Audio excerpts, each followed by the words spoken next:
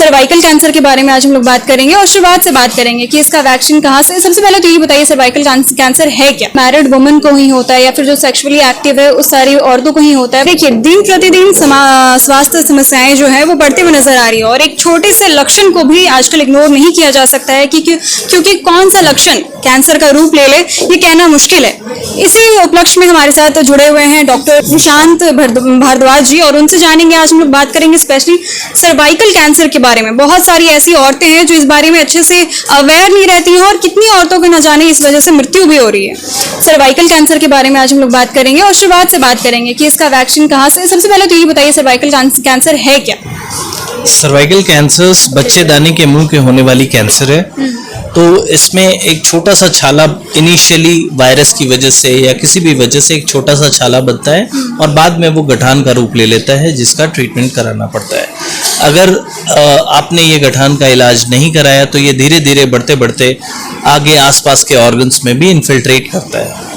अच्छा, बहुत सारे लोग इस बात मतलब ये मिथ फैला हुआ है कि ये सिर्फ मैरिड वुमेन को ही होता है या फिर जो सेक्सुअली एक्टिव है उस सारी औरतों को ही होता है, पर क्या ये कितना फैक्चुअल बात है? नहीं, ऐसा कोई भी जरूरी नहीं है कि मैरिड वुमेन में भी होगा। अगर अनमैरिड वुमेन भी है एक एज के बाद, अगर उनमें एचपीवी इन्फेक्शंस है या रिस्क फैक्टर्स हैं तो उनमें भी सर्वाइकल कैंसर के रिस्क बराबर है। माइनर लक्षण क्या होते हैं जो शुरुआती दौर में दिखते हैं और उसका फिर ये बढ़ते चले जाते हैं? माइनर लक्षण होते हैं कि एबनॉर्मल ब्लीडिंग, कोई नॉर्मल ब्लीडिंग जैसे मासिक के अलावा एक एबनॉर्मल ब्लीडिंग कभी भी होना, कोई डिस्चार्ज होना, सेक्सुअल इंटरकोर्स के बाद ब्लीडिंग होना, बैक पेन परसिस्टेंट रहना, पेट के निचले हिस्से में दर्द रहना, पैरों में सूजन होना, ये सब कुछ कॉमन लक्षण है। एनीमिया का होना परसिस्टेंट लॉन्ग टर्म तक, तो ये सब कुछ कॉमन लक्षण हैं जो सर्वाइकल कैंसर के होते हैं।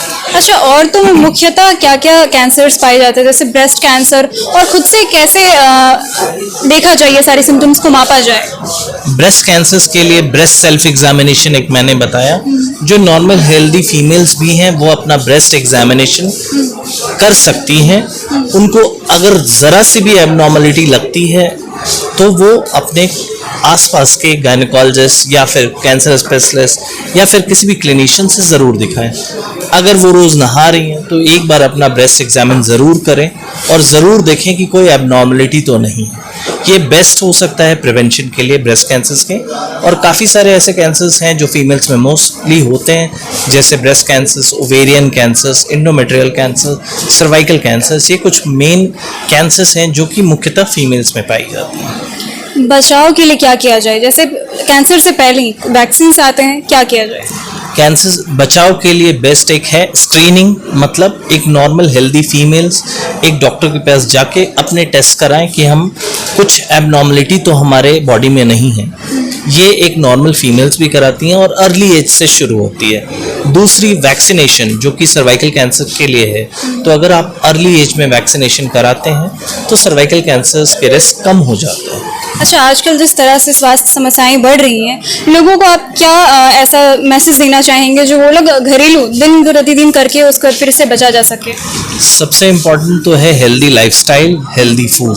मतलब रोज़ अपने रोज़मर्रा की ज़िंदगी में 1 घंटे की एक्सरसाइज ज़रूर करें, स्वस्थ खाना खाएं, तेल पदार्थ, तले गले भुने पदार्थ कम खाएं, फैटी फूड्स का सेवन कम करें, हाई कैलोरिक फूड का सेवन कम करें, अपनी डाइट में प्रोटीन की मात्रा बढ़ाएं, प्लास्टिक्स का यूज़ कम करें। ये बेसिक टिप्स हैं जो मैं देना चाहता हूँ। जैसे कि आपने कहा था कि एचपीवी वैक्सीन कोई भी लगवा सकता है, मेल भी फीमेल भी, तो बिलो 13 के बच्चों को या फिर उनके पेरेंट्स को आप क्या संदेश देना चाहेंगे? मैं यही संदेश देना चाहूँगा कि अगर आप चाहते हैं कि आपके बच्चों में ये रिस्क कम हो जाए तो अपने बच्चों में इस वैक्सीन को ज़रूर लगवाएं और इससे बहुत हद तक इन कैंसर से बचा जा सकता है।